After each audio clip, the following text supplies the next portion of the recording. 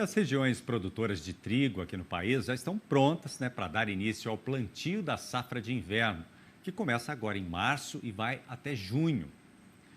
Mas como estão as expectativas, dos produtores rurais para a cultura este ano? Será que estão confiantes com as oportunidades de mercado ou os custos de produção devem reduzir os investimentos? Para responder a essas e outras perguntas, eu converso agora com o presidente da FECOAGRO, a Federação das Cooperativas Agropecuárias do Estado do Rio Grande do Sul, o Paulo Pires. Olá, Paulo, bom dia. Seja muito bem-vindo aqui ao Agronotícias. Bom dia, Vinícius. Bom dia a todos os nossos amigos da Agronotícias. As duas afirmações são verdadeiras, Vinícius, tá? Aconteceu um aumento impressionante no custo de produção, tá? É impressionante, é um custo que até agora o produtor brasileiro não assimilou bem ainda, ele passa de 50%, tá? Segundo a conta do economista Tarcísio Meira da FECOAGRO, mas existe também um otimismo porque essa incerteza no mundo todo, ela aumentou de forma significativa o preço do trigo, Não podemos esquecer que a Rússia é o maior produtor de trigo do mundo e a Ucrânia é a terceira maior produtora de trigo do mundo. Então, nós temos um conflito que abala, de certa forma, o abastecimento de trigo no mundo. E isso oportuniza, quem tem trigo para exportação. O Brasil, mesmo sendo um grande importador de trigo, o Rio Grande do Sul, principalmente, trabalha com exportação. E isso pode ser, sim, como tu falaste, uma oportunidade para o nosso agricultor. Com certeza, Paulo. E antes da gente aprofundar um pouquinho nesses temas aí, gostaria que o senhor falasse também para a gente se já começou o plantio e qual a expectativa, então, dos produtores para esse início aí dos trabalhos. Como é que estão aí as áreas neste momento?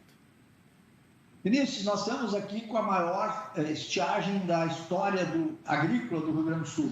Nós estamos começando a colher soja, aonde tem soja, A frustração do Rio Grande do Sul, infelizmente, esse ano na soja, ela passa de 60%.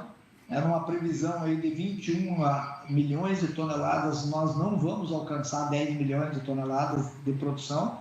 Então, o produtor ele vai colher a soja primeiro, independente do que ela produzir, E a partir da primeira quinzena de maio, A partir ali, depois da primeira quinzena de maio, nós começamos o plantio de trigo no Rio Grande do Sul nas áreas mais quentes. E ele se estende, Ele tem uma amplitude grande, ele se estende até início de julho, o plantio de trigo no Rio Grande do Sul. Perfeito. Agora, Paulo, como você citou, essa boa rentabilidade aí das últimas temporadas, para o trigo e essas oportunidades de mercado, mesmo em meio à guerra aí entre Rússia e Ucrânia, eles devem levar aí o produtor a expandir a área aí no sul do país ou não? Veja bem, Vinícius, nossos amigos do Terra Viva, nós temos do AgroMais, nós temos uma oportunidade, vamos dizer assim, de ter renda. O produtor, ele, com essa frustração de safra, ele perdeu a sua renda. O produtor ele é muito resiliente. A Expo Direto foi um exemplo claro da resiliência do produtor gaúcho. Ele foi à Expo Direto, ele não foi na Expo Direto chorar. Ele quer que o governo cumpra esses pedidos, vamos dizer assim, de resolver o problema da estiagem, mas ele está olhando para frente. E no ele olhar para frente, ele vê o trigo como uma oportunidade.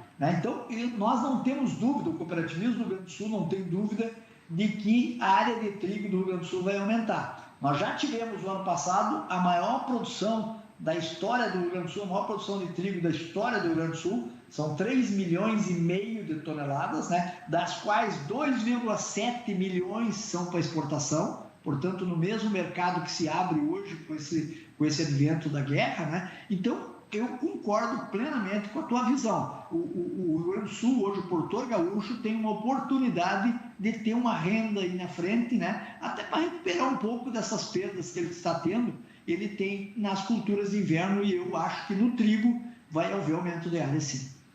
Agora, Paulo, por outro lado, há essa alta aí nos custos de produção, Agora, como é que o produtor pode fazer, então, para fechar as contas, e poder ter um pouquinho de rentabilidade aí para superar esses prejuízos, como o senhor citou, da estiagem, principalmente com a soja, hein? Vinícius, eu sou produtor, sou agrônomo, E sou dirigente de cooperativa, mas eu frisei essa questão de ser agrônomo, porque eu vou falar uma coisa assim, que é pontual, Nós temos essa crise muito grande aí da questão dos fertilizantes, tá? Que também é decorrente da questão da guerra. Nós temos nas lavouras de soja hoje, ela não vai ter a exportação dos nutrientes. O que é exportação do nutriente?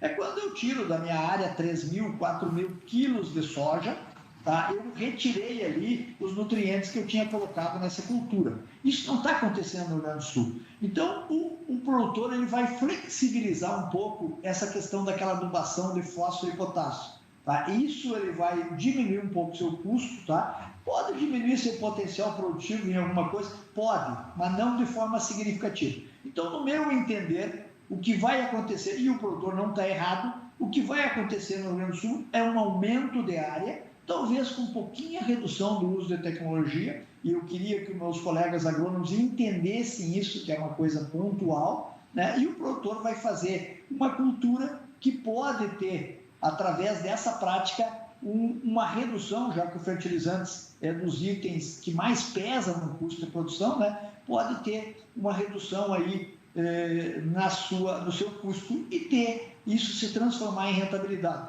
Já que, como toda cultura, como toda agricultura do mundo, né, nós também dependemos de clima. Então, nós podemos fazer isso sem comprometer de forma significativa o nosso potencial produtivo. Tá certo, Paulo. Só para a gente concluir, então, aqui rapidinho também, eu queria aproveitar a sua participação para falar da comercialização do cereal também neste cenário aí de grandes incertezas, né? Como é que vocês estão se preparando para isso? E rapidamente também, com relação ao preço, né? Os preços subiram bastante. É uma expectativa aí de que esses preços continuem a subir? Bom, Vinícius, a gente falar sobre o preço, né? Definidor de preço, né? É alguma coisa inesperada, né? Então, veja bem o momento que nós estamos. É interessante a sua pergunta, né? Veja bem, nós estamos num momento de frustração de safra no sul da América do Sul, tá? Safra de verão, tudo bem, mas é safra. Nós temos um momento de pandemia, graças a Deus, que parece que ela está enfraquecendo aí, se entregando, mas nós ainda estamos num momento de guerra de dois importantes países nesse cenário, além da questão do cenário mundial, da questão da Rússia, né? Nesse impacto desse jogo de força com a OTAN, nós temos essa questão que são dois grandes produtores. Então, o que a gente tem? A gente tem um cenário de incertezas, né? Eu acho que o produtor ele pode, através de instrumentos de pré-fixação junto à sua cooperativa, né, daqui a pouco fazer tipo de um hedge, né, que seria o contrato futuro dessa safra. Ele pode perder alguma coisa na frente? Pode. Além disso, Vinícius, nós temos uma questão que já está em andamento aí, né, que é a eleição no Brasil. Isso aí afeta também a questão do dólar. Então, nós temos hoje muitas incertezas para falar de preço, mas eu entendo que nós temos um momento bom em termos de preços internacionais da cultura específica que tu me pergunta, que é o trigo. Então, eu acho que o produtor tem condições favoráveis de fazer hoje, mas eu não me atrevo a falar em preços futuros, porque hoje é muito complexo a precificação de qualquer produto agrícola. Tá certo. Paulo, muito obrigado, viu, pela sua análise aqui, trazer seu conhecimento aqui para a gente, e até uma próxima oportunidade. Vamos acompanhar todo esse cenário, né? Muito obrigado. Eu é que agradeço, um grande abraço a todos. Excelente dia, muito obrigado.